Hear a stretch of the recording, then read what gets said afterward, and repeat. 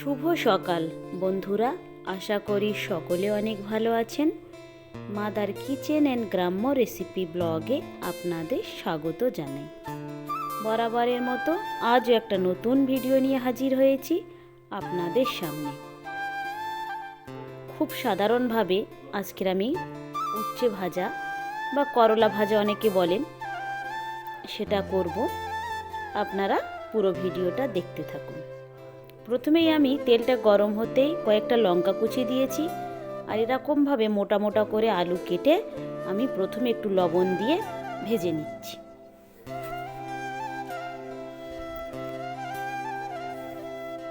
এইটা একটু ভাজা হয়ে যেতেই আমি কেটে রাখা করলাগুলো দিয়ে দিয়েছি,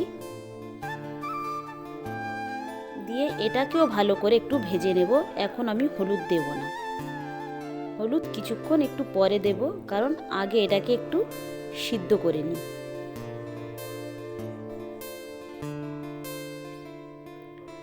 খানিকটা পেঁয়াজ কুচি দিয়েছি। তিতো জিনিসে পেঁয়াজটা বেশি করে দিলে আমার মনে হয় বেশি ভালো লাগে, সেটা আপনি করলা চচ্চড়ি করুন বা ভাজা করুন।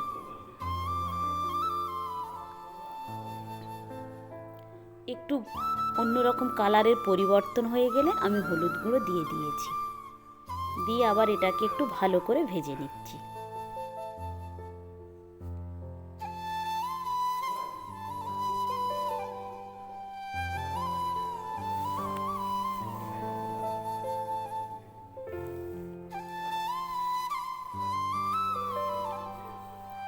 যখন উচ্ছে আর আলু প্রায় সিদ্ধ হয়ে গিয়েছে, সেই সময় আমি একটা টমেটো কুচি দিয়েছি, দিয়ে আবার এটাকে ভালো করে সিদ্ধ করে নিচ্ছি।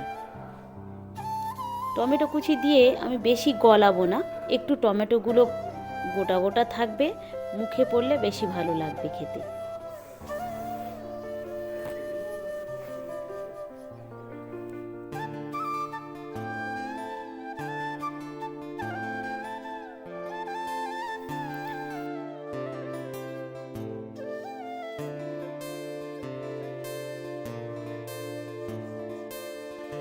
যখন ভাজা হয়ে গিয়েছে, আমি উপর থেকে খানিকটা পোস্ত দিয়েছি। আপনারাও বাড়িতে একবার এরকমভাবে পোস্ত দিয়ে উচ্ছে বা করলা ভাজা করে দেখবেন, খেতে অসাধারণ লাগবে।